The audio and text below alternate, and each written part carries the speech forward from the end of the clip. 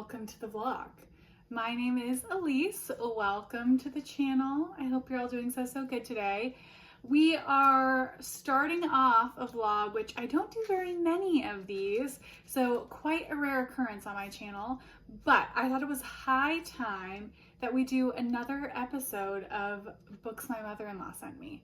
So if you are new to the channel, my very generous mother-in-law is also a reader, and she sends me a lot of books, mainly the ones that she really enjoys and wants to pass along to me. She reads mostly thrillers and some historical fiction, but there's a smattering of a few other genres thrown in there as well. So I have a mixture of books, and I have done this once before where I vlogged my experience of reading some of the things that she sent me over the years, and they are starting to add up again for the ones that I have still on my unread shelves. So I want to get to a couple of them and thought I would vlog the experience, because a lot of the times there is at least one or two, if not more, genres that I don't typically read a lot from. So I like vlogging the experience to give my thoughts for maybe other people who are trying out these genres for the first or second or third time and curious to see what someone thinks from an outside perspective as someone who's less familiar with the genre. So we're gonna go ahead and get into the couple of books that I will be reading for this video. All right, so I always pick at least one thriller, since that's mainly what my mother-in-law reads, and I would say probably consists of the majority of stuff that she sends me. So for the thriller pick in this vlog, I will be reading a tried and true pick. This is All the Missing Girls by Miranda, published by Simon & Schuster. Now, I have read many Mirandas in the past, all thanks to my mother-in-law. She started sending them to me years and years ago. I think this is going to be my fifth one of hers that I have read, and I'm partially picking this one because I know Miranda works for me. So I'm fairly certain that this is going to be a win. It might not be the best book I've ever read, but she's really reliable. And this is also one of the oldest books that I have from my mother-in-law that I have not yet read. So wanted to also do a range of when she sent them to me. So this is All the Missing Girls. I'll get more into the synopses a little bit later once I start reading them. Next up, we have a historical fiction. Now this is also the other genre that I tend to put in these vlogs, and this time around, we are doing The Marriage Portrait by Maggie O'Farrell. This is published by Knopf in the US, and this one is going to be an interesting pick for me. I have high hopes for it, but as you may know, I read Hamnet earlier this year, and I was disappointed in Hamnet. I know. So I'm hoping that this will be a better fit for me. And part of why I was disappointed in Hamnet is it didn't have the emotional resonance for me that it seemed to have for so many other people. And I do think that's a large portion of why people loved that book. I do think it was very well written, so I think she can be an author for me.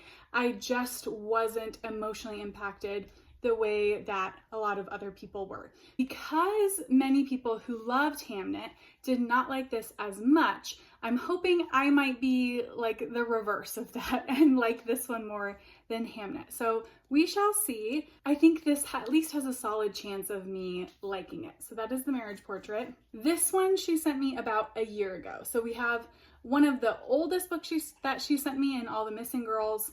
The Marriage Portrait she sent me about a year ago, and then this next one is one that she sent me more recently. So I got it, I think when we were visiting them at Christmas. So this one, the wild card pick, and you might have seen this if you saw the haul where I hauled some of the books she gave me at Christmas, and that is Fourth Wing by Rebecca Yarros. This edition is published by Piatkus, which I believe is a UK publisher.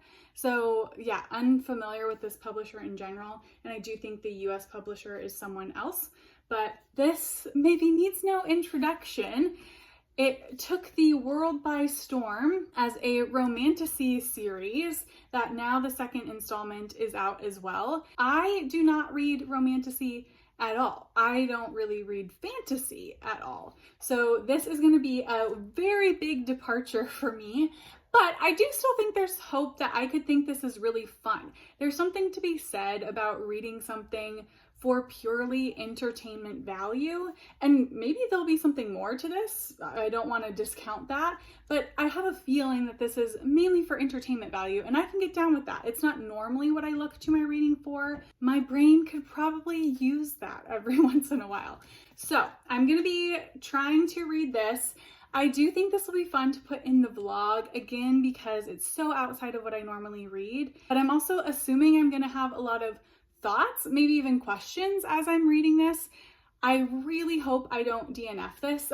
I'm open to DNFing books. I won't push through just to push through. I wouldn't read it if I didn't think there was at least a chance that I could like it. And my mother-in-law, I don't think reads fantasy very often, if ever, as well. And she did enjoy this and had a good time. So those are the 3 books that I will be reading for this vlog.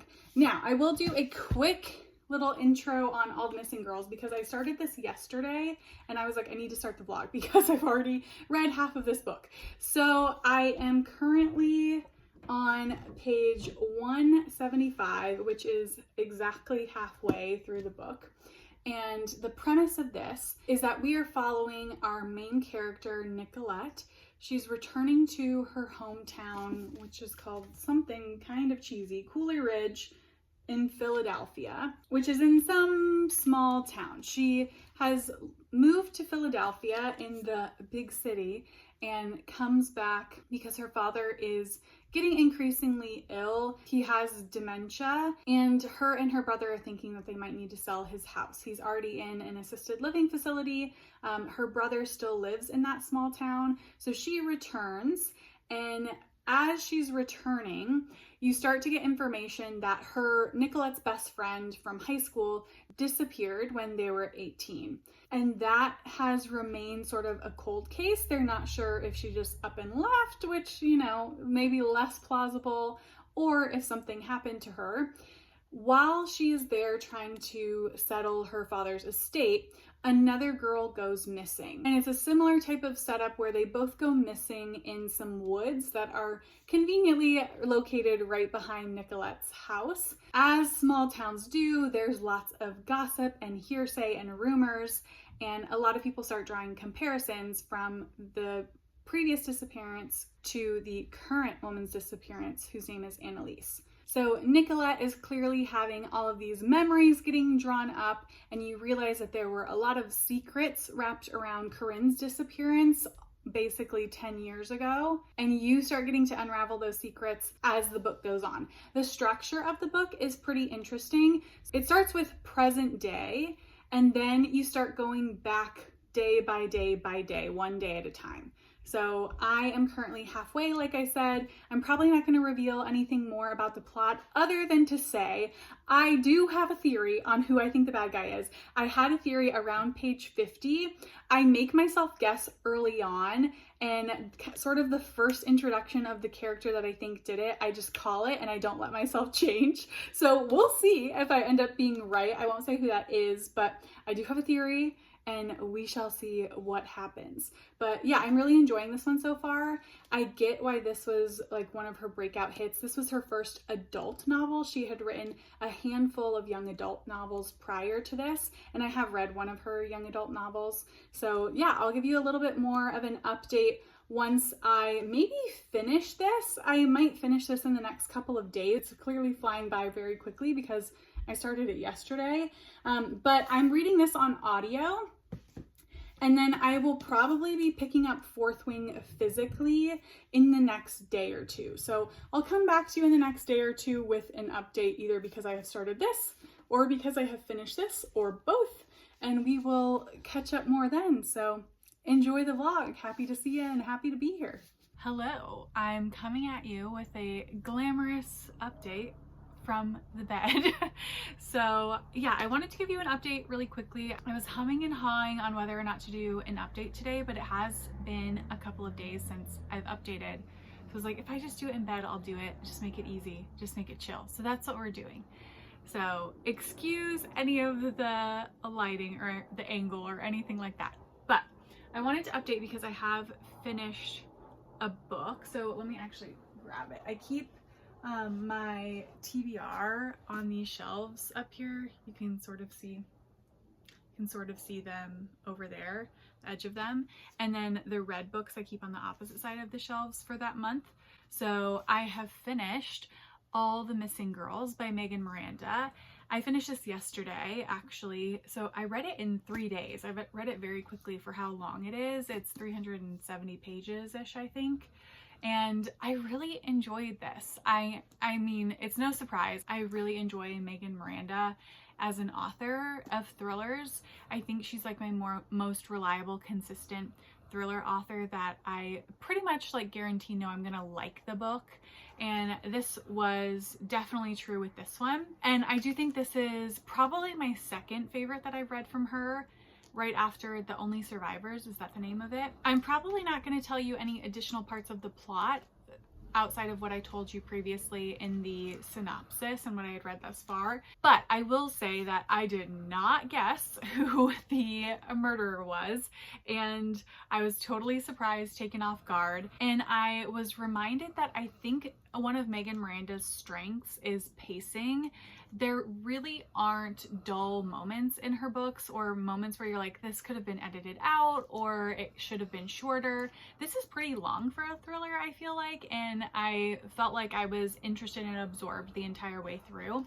I do think she falls subject to some cringy moments, some stereotypical moments that, you know, make you feel like, ugh, like, is that really what they're gonna say? Or you feel like the character is making a choice that is pretty unbelievable. So that was definitely happening in here, but it didn't happen too often. It only happened occasionally, and I can kind of forgive it for that. So I'd say I like this. I didn't absolutely love and adore it, but I really, really enjoyed it and would recommend it to people.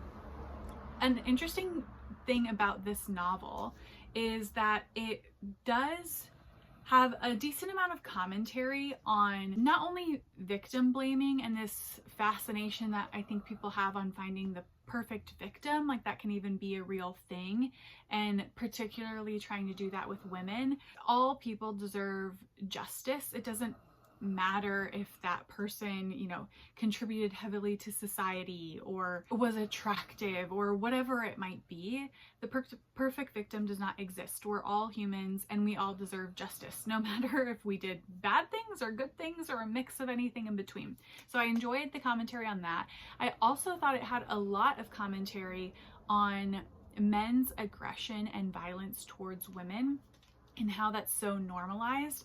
And while I think that conversation happens a lot in literature now, and it has historically always been there, right? There have always been people trying to bring that to the forefront and be more progressive in that nature. But now it's really normalized and common. And I think we would even question a book if it was maybe like being problematic in the other direction. But in the time that this was written, I'm going to recheck when this is published, I do think it was less common than it is now, and I really appreciated her for doing that. So this came out in 2016.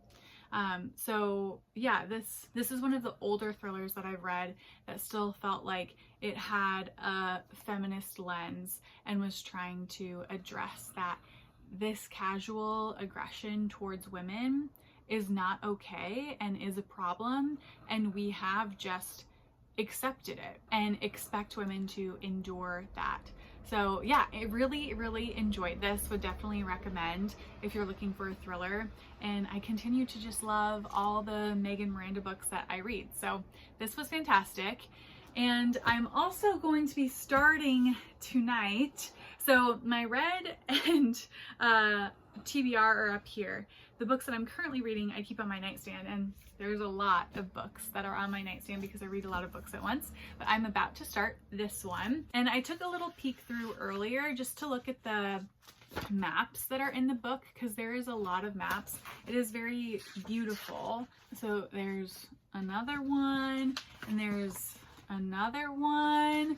So maybe I will be referencing back to these, but I wanted to first just tell you that I am reading this one, but I also wanted to give you just like the first paragraph of it, so we can each get a little taste test, a little vibe of what it's going to be like together. I have taken this off because I definitely take those off of my card covers while I'm reading them. So let's go to the first page and see what we have. I will say there is a page dedicated for like trigger warnings or the type of content that's going to be in here. That's over here. And I do really appreciate books when they have that at the very beginning, so people can just get a sense of if it's a book they should read or not at this point in their lives. So chapter 1 says, conscription day is always the deadliest. Maybe that's why the sunrise is especially beautiful this morning, because I know it might be my last. Bum, bum, bum. I'll read the next couple sentences as well. So it says, I tighten the straps of my heavy canvas rucksack and truck up the wide staircase of the stone fortress I call home. My chest heaves with exertion, my lungs burning by the time I reach the stone corridor leading to General Sorrel's office. This is what 6 months of intense physical training has given me, the ability to barely climb 6 flights of stairs with a 30-pound pack. So we'll stop there. But yeah, I'm going to pick this up tonight, see what I think of it, and I will give you an update probably in a day or 2 or 3, if I'm being honest. I will see you a little bit later.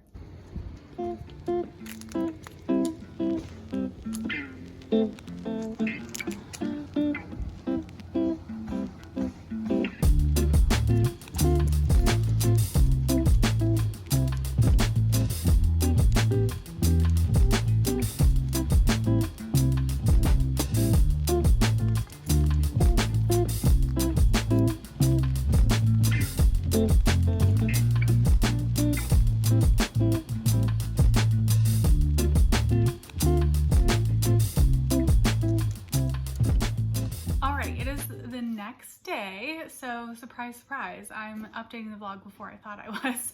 But yeah, next day, still in the morning, and I work in the evenings on Monday. So I have a little bit of time to read some more of Fourth Wing. I did start this last night like I said I was going to. I read just the first 2 chapters, I think. Well, actually maybe the first like 2.5. So I'm on page 30 right now. And I'm just gonna give you my first initial thoughts on this before I do a little bit more reading today. So the plot is definitely intriguing, and you get a lot of information in the first couple of chapters to try and set up the world.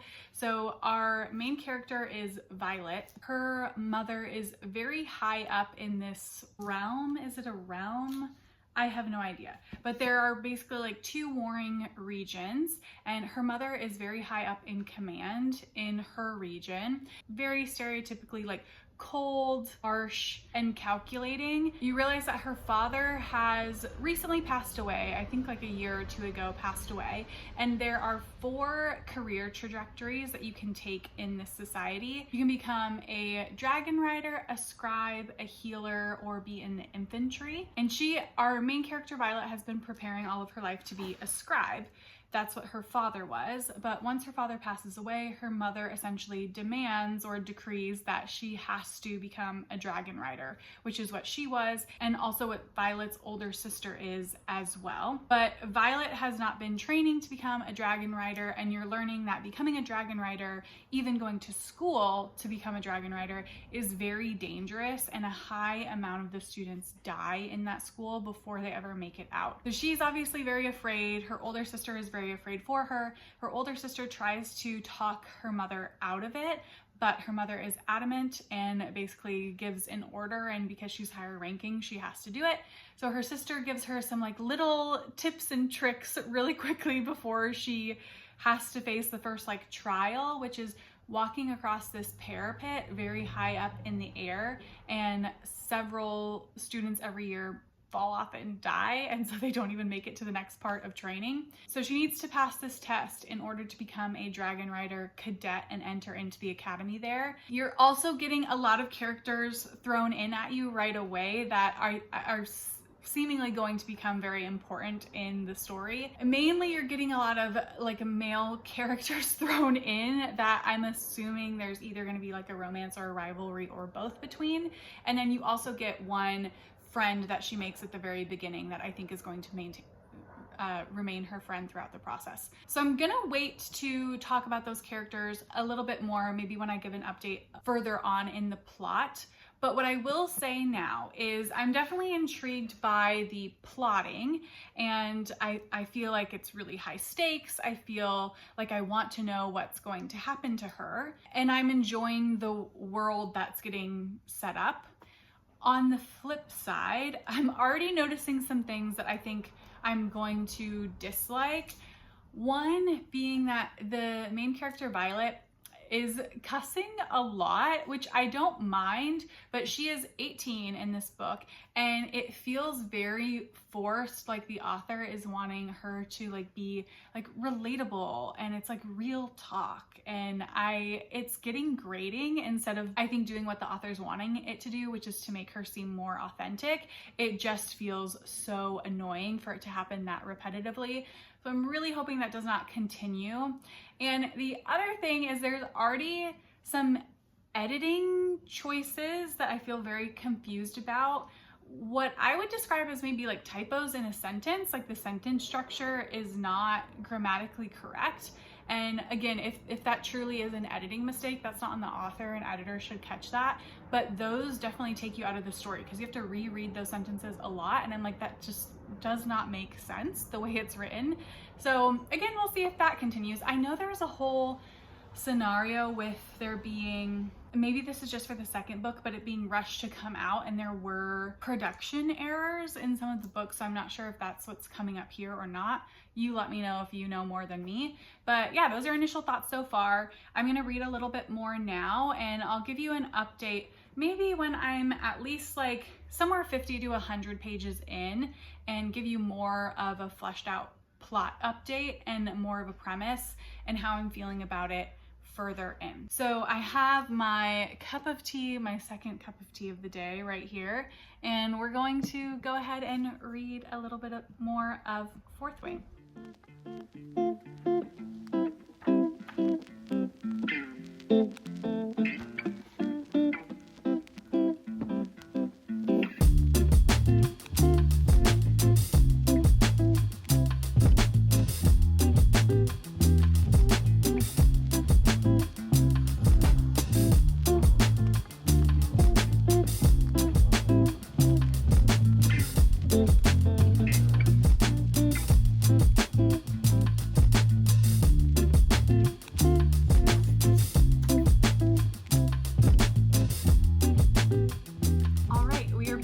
Another update.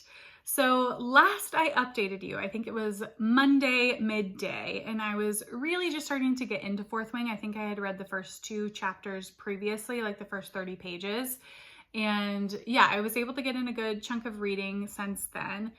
But today is Wednesday in the evening after I am done with work. So it has not been that long, and I have finished Fourth Wing. So I read it extremely quickly. Part of this is I did have some insomnia, and I read when I wake up in the middle of the night until I'm tired enough to try and go back to sleep. But yeah, this read so quickly, and I'm excited to get into my thoughts. I'm not going to say any more about the plot or the premise because I think I did give enough to have like a high level view of what the book is about in the last clip. But I will say the main word that comes to mind with this book when I think about it is fun. It's just pure fun. I was surprised at how much I enjoyed the journey of reading this book. I would say I thoroughly enjoyed it. I don't think it's a favorite book or anything like that, but I thoroughly enjoyed it and I would recommend it. So let me talk first about the strengths of this book, and then I'll talk a little bit about some of the critiques that I might have. The main 3 strengths I would say for this is 1, it's super fun. I think the main goal of this novel is to take you on a fun journey with these characters, and it definitely accomplished that. Secondly, I think the pacing was very well done in this novel. I didn't really feel a lull at all in the pacing, and I know I read it pretty quickly. At no point in time was I like, this scene could be taken out, or we needed to cut down the number of pages. I thought that all really worked, and that is definitely a skill. It's hard to properly pace a book, especially one that is this long. So I thought she did a really good job of that. And thirdly, and this is maybe a personal one, but the nostalgia factor for me reading this book was so high, and I think that's what made me enjoy it most of all of any of those strengths. This so put me back in that experience of being in middle school and high school as a teenager and the type of media that I was consuming at the time. Now, I have said before that I wasn't the biggest reader when I was younger. I did read some, but if I had to ballpark it, I would say I read 5 to 10 books a year outside of what I needed to read for school. So definitely reading, but I am not as a voracious of a reader as I am now. But I was consuming television and film that definitely had this vibe to it. And it's that new adult romantic subplot or even romantic main plot with a lot of action happening on the side and a wide cast of side characters that really add to the story. And that's exactly what this reminded me of and made me so nostalgic for. And it truly felt like I was like a teenager again for a little bit, being like, oh my gosh, I remember all these things I was consuming at the time that felt exactly like this, and definitely enjoyed that aspect of it. I think I read this in a total of 8 hours, which is crazy because this book is 500 pages and the text is very small in it. So I can't believe that it read that quickly. And part of that is just like the ease of the language. Like there wasn't a ton of subtext that you needed to try and figure out, which is not a diss on it by any means. I think it's again a skill to be able to write a story that you can really just like plow through. The things that I would critique about this book, and some of them I've already mentioned. One is some of the character development I felt like was meant to come across one way and came across a different way, mainly came across as grating and predictable. It didn't happen so much that I wanted to put the book down necessarily. I think I see what you're trying to do here, and it's just missing the mark. The example I gave previously was like the main character in the beginning cusses a lot, I think unnecessarily, where in real life, someone cussing that much, no one's gonna take notice to that. But on the page, you notice it a lot more. And there were a few other character development bits that followed in that same vein, especially in the first 100 pages, when I feel like she was trying to kind of quickly get us up to speed on who that character is going to be. So that was one thing that detracted for me. Another thing that I mentioned previously before, but I'm going to mention it again because it continued throughout the book, and that is typos. Again, that's an editor's mistake, not necessarily the author, but that's like so weird to read in a book where you're like, this is definitely a typo. And that happened like maybe the most of any book I've read. We're talking maybe 15 times I noticed a typo throughout the book, if not more. So that definitely bothered me. And then lastly, I think this book had a mixed bag in terms of tropes that it was using for me and how it executed those tropes. So some I thought it did a great job and could be along for the ride. So for example, there's like many romance tropes in this because it is romantasy, and forced proximity is a big romance trope that's really popular at the moment right now too. And this does forced proximity in a very interesting way because it's a fantastical world. And I think that's the benefit of adding a fantasy element to a romance, is you get to do a trope in a totally new way. So it doesn't feel as tired and as predictable as it might without that fantastical element to lean back on. But other tropes, which maybe these are more fantasy tropes, I'm not really sure, I didn't love. And some of them I think I struggled in terms of like the genderedness of it all. So our main character, like there's the trope around her being like very small, very frail, but like fierce of spirit, and everyone being attracted to like her delicateness and stuff like that. It did have this element of like not like other girls type of thing, which I don't necessarily love because I think it plays on this element that like women need to be in competition with each other. So things like that, I kind of eye rolled a little bit. But again, overall, I did really enjoy this and I would recommend it. So if you're like me and have maybe like never read a romantasy before, this could be a good fit. By the time I got to the end, and maybe this is because I consumed it so quickly, I was like, okay, I'm ready to take a break from this. I do think I want to continue in the series, but I'm ready to take a break. And then the end happened and it leaves on a cliffhanger. And I was like, you've got to be fucking kidding me. Like now I feel like I need to know what happens, but we'll see. I think I'm still going to take a break because my mother-in-law read the second one and she has it. So I think I might be grabbing that from her the next time that I see her. So excited that I overall enjoyed this and had a great time reading it. It was definitely much different than other reading experiences I've had in more recent years. Actually, the only other thing I'll say about this is I would say that this is new adult. I don't think it's an adult novel, truly. It's new adult. Our main character is 18. Everyone developmentally is in that age. It's not like developmentally things are happening beyond that. I don't think the subject matter or the content is considered adult. There are a couple of sex scenes, but teenagers have sex all the time. So I don't think that means it's considered adult just because there's sex scenes that don't fade to black. And I don't think the violence was to a point where it would need to be considered adult or anything like that. So this is a new adult novel and I would just go in with that expectation. It's not an adult novel and that's totally okay. Like totally fine. So yeah, that's the last thing I'll say about that. And then I have also started The Marriage Portrait. Can you see that? I always take the dust jackets off when I'm reading them. I think I'm just the first like 40 something pages in. Yeah, I'm 45 pages in, following Lucrezia Medici. And it does give a historical note at the beginning that refreshes you on what you might remember about her story if you've heard it before. I won't say it in case it's a spoiler, but again, it says it at the very beginning in a historical note before you even start the book. So I think the author is intending for you to go in with that knowledge, and that does potentially help add to the suspense of this book. It's not a thriller by any means, but we're following Lucrezia, and she is the fifth child in a large family of nobility.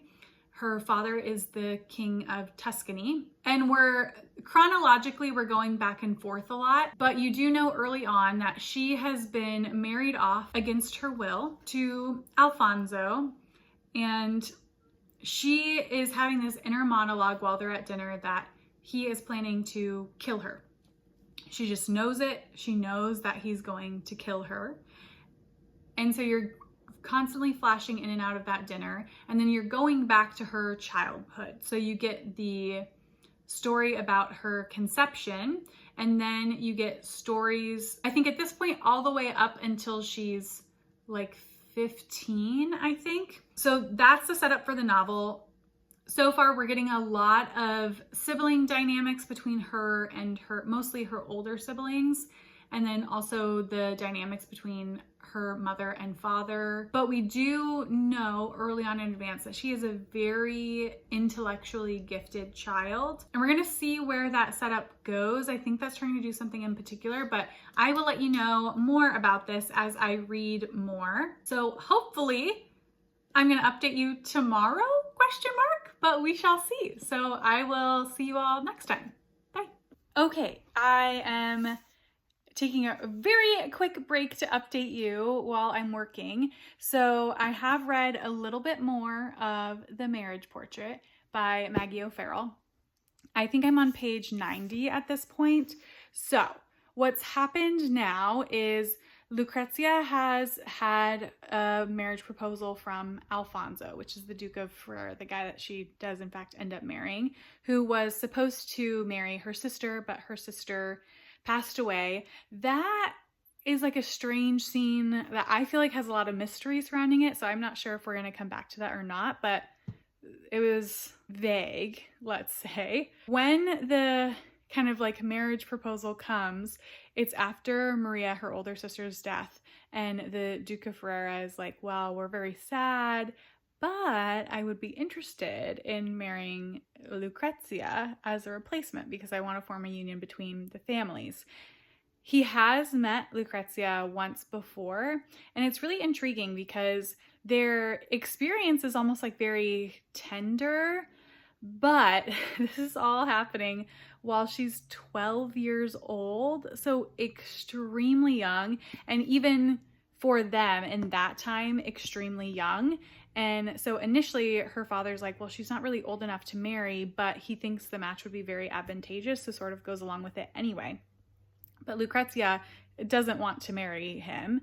So she tells her nurse, like the head of the nurses that takes care of the children, I can't remember what her job title actually is, and her nurse has her back and basically is like, okay, here's what we're going to do. We're going to try and buy you some time. This is a secret between the two of us. And she lies and says that Lucrezia has not started her period yet. I think they're calling it like monthly bleeding back then, but says has not started her period, so she's still a child and cannot be married, to try and buy her more time. And they do essentially buy her a year. And Sophie is such an interesting character, the nurse. I think I really am enjoying learning about her, and I'm hoping that she's going to stay in the story throughout. And Lucrezia obviously has a lot of love and affection for her. So love that character as a whole. And then the other thing that I'll update you on is there's some confusion around Alfonso, because clearly in the very beginning you have Lucrezia in her marriage with him saying like, I know he's going to kill me. I absolutely know he's going to kill me. And we want to trust her. But then the interactions that we get between the two of them are very like kind and again, like tender. And so you feel uncertain about like how this connection sours or if it sours. Yeah, so I'm in that kind of confusion space and finding that very entertaining. So we shall see where it goes. I am probably not going to update you again until I finish the book, and that's mostly because I have an early morning flight tomorrow, and I'm not going to be filming while I'm away at all. I'm just going to be away for a short amount of time. So I would imagine if I don't finish this on the flight there, that I will finish it on the flight back. And since I'm not going to be filming, I'll just be updating you whenever I get back on my final review of the book. So yeah, I will check in with you all at that time, but I'm really enjoying it so far. So I'm curious to see what happens next in the story, and we'll come back and give you my thoughts when I'm done. So I will see you all in a little bit.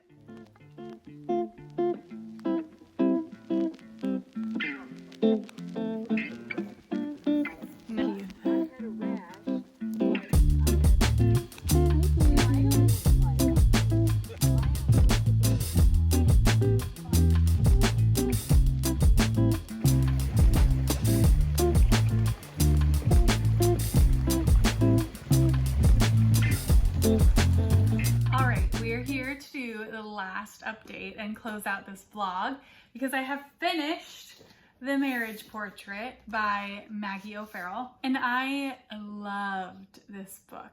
So I thought it was absolutely fantastic. I'm giving it 5 stars. I'm so happy that my prediction ended up being right, that I liked this much better than Hamnet.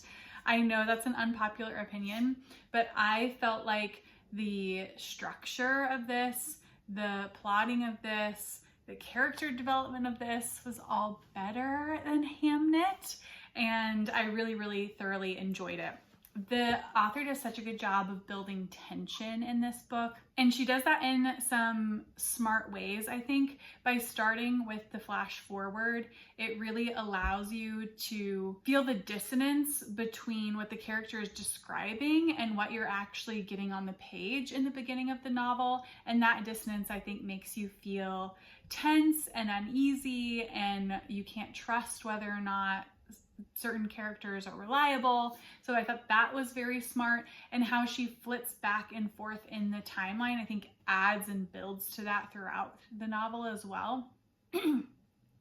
I also thought Lucrezia, or Lucre as they call her, is such an amazing, strong character for how young she is. I mean, you know, when she's first married, I think she's 14.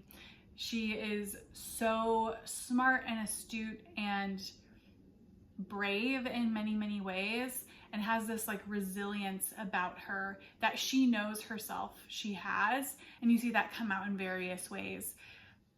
There's information about class here that is very interesting thematically. And yeah, just so many good things about this book. I was thoroughly impressed. I loved the plot. I loved where she took it. And at the end, there's an author's note that speaks to what historical facts she did change, so you have a better understanding of that. And I loved her decision making on this. So good, and would highly recommend. If you, like me, read Hamnet and was disappointed in it, I would encourage you to pick this one up, because like I said, I think it's the superior book in my opinion. But yeah, absolutely loved The Marriage Portrait. So that was fantastic. Now, I am also going to throw in here that while I was finishing The Marriage Portrait, I also happened to read the entirety of Iron Flame by Rebecca Yarros, which is the sequel to Fourth Wing that I read earlier in this vlog. So I'm just gonna give a really quick review that has no spoilers in it, because obviously it's a sequel. So this I liked almost just as much as Fourth Wing. I do think Fourth Wing slightly edges it out. This book is a little over 100 pages longer than the last one, and I actually didn't mind that. I thought the pacing, as in the first one, was spectacular. I think that's such a strength of this author, is the pacing of her novels and the plotting, really. So I think at most there were 2 scenes in this that you could have cut, at max 10 pages. So for this being like an over 600 page book, that's a hard task to achieve. The things that I disliked about this are similar to the first book, in that there was this element of like trying to make the character cool and relatable, particularly the main character, Violet. And that I think came off as a little cringy and cheesy at points, but it more so happened in the beginning, similar to Fourth Wing, and then it petered out over time. The other thing about this, which is a pet peeve of mine, is that we kept getting the same inner monologue from the main character over and over and over again. And I get that she's trying to remind you of like why there's a certain tension that she's trying to develop, but I just want the author to trust that we're smart enough to remember and not have to tell us so many times, because it gets frustrating. So those are like the tiniest 2 little gripes, which are why I feel like I can't give either of these a total 5, because there were things that bothered me and brought me out of the story, but truly they were so fun, this one included. And it again ends on a cliffhanger, so I will be reading the 3rd one when it comes out next year in January, and the cliffhangers are truly killing me. So I read 4 books, I mean three main books for this vlog, and then tacked on a little mini review of this one at the end. But I think if I had to rank these in the order of enjoyment, it would be this. So Marriage Portrait at the top, All the Missing Girls at the bottom, and I slightly liked Fourth Wing better than Iron Flame. But truly, this was such a successful vlog because I thoroughly enjoyed every book that I read in this, and for very different reasons too. So these were like so much fun and so nostalgic for me. It took me back to being in middle school and in high school. This I just thought was amazingly well written, and I loved the characters. And this was such a well plotted thriller that I think took on themes for its time that were very impressive and more unprecedented in the thriller genre as a whole. So yeah, absolutely loved it. Thank you to my amazing mother-in-law for taking me on this reading journey, and I will see you all in the next video. Bye.